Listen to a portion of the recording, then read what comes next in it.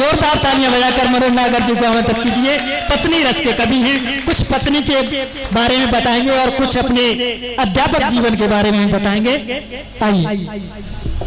माँ साहब बड़े ही चाव से माँ साहब की पूरी बात कर रहे हैं। किसी का शेर याद आ रहा है, जो दबे हुए राज हैं उन्हें कहीं आम ना कर दे, जो दबे राज हैं उन्हें कहीं आम ना कर दे, तुम्हारी दोस्ती एक दिन मुझे बदनाम ना कर दे। दोनों ही घर से स्वतंत्र हैं और तो मैं ज्यादा कुछ नहीं कहूंगा इनके बारे में, और दोनों ही मेरे मित्र भी हैं, छोटे भाई हैं।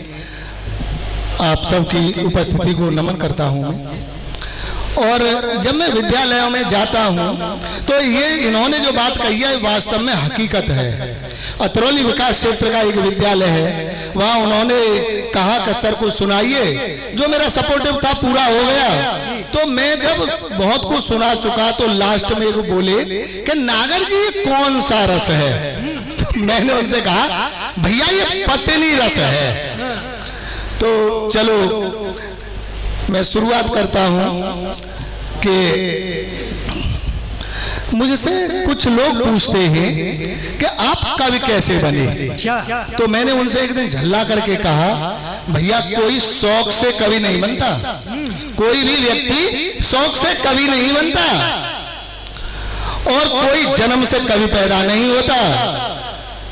कवि उसे उसके शादी की बाद की मजबूरियां बना देती हैं। क्या कहने।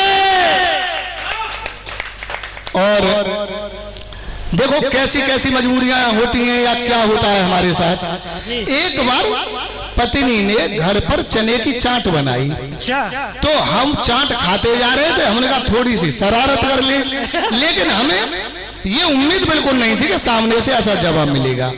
हमने कहा अरे ये चने बने तो घोड़े खाते हैं। तो पत्नी बोली मेरा एहसान मानिए जो गधों को खिला रही हूँ। क्या बात है, जय हो नागर जी की, क्या बात है। और सुनिए साहब, एक बार एक रैली निकल रही थी, जल बचाने की चर्चा चल रही थी। क्या कहने। हमने अपने ज्ञान चक्षु खोले और पत्नी से बोले, क्या बोले। देखा हम तो शान से जीते हैं। अरे पानी बचाने कोई तो उसमें विस्की मिला के पीते हैं। क्या बात है। पानी मिलाने कोई तो उसमें विस्की मिला के पीते हैं। बस हमको एक बात का गम है, इसमें आपका योगदान बहुत कम है। अच्छा। हम ये भी भूल गए कि पत्नी से बातें हो रही हैं। हमको इसी बात का गम है, इसमें आपका योगदान बहुत कम है। तब पत्नी ने जबान खोली और हमसे बोली, मेरे भोले पति देव, आप ये क्यों भूल जाते हो।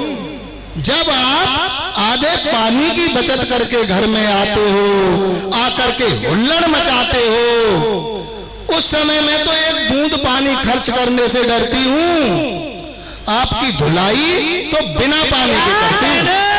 समझ गए सभी। 100% बचत। इतनी बचत सही नहीं है नागर जी। हमारे अवशेष जी बोले, क्या बोले। नागर जी बिना पानी की धुलाई कौन सी होती है।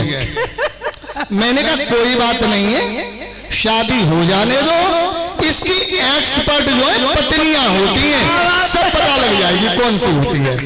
और सुनिए, समय ज्यादा नहीं लूंगा क्योंकि मुझे पता है बहुत बड़ी टीम है, हमें अपने मेहमान कवियों को सुनना है। एक बार मैं जो कवि बनाऊं आप समझ गए होंगे कैसे बनाऊं।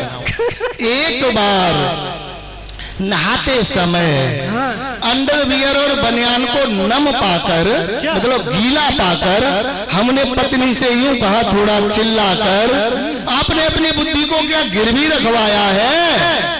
हर काम करती हो मुंह फुलाकर, कोई काम आपको ढंग से निपटाना नहीं आता, कपड़ों को निचोड़ के सुखाना नहीं आता। दोस्तों इतना सुनते ही उनका तो पारा चढ़ गया, हमारी जरा सी बात से मिजाज बिगड़ गया। अंत पंक्तियों पर ध्यान चाहूंगा शिवम जी और अवशेष जी दोनों का, कि हमारी जरा सी बात से ही मिजाज बिगड़ गया और हमसे बोली, एक दिन आपको सब कुछ समझाना पड़ेगा, पास में बिठा करके दिखाना पड़ेगा, काम हंसी खुशी से करती हूँ या मुंह मरोड़ती हूँ, कपड़ों को कैसे निचोड़ती हूँ। फिर इसके बाद इस तरह की कोई बात आप दोबारा नहीं कहोगे, और किसी दिन आप धोखे निचोड़ दिए तो सुखाने के लायक भी नहीं रहोगे।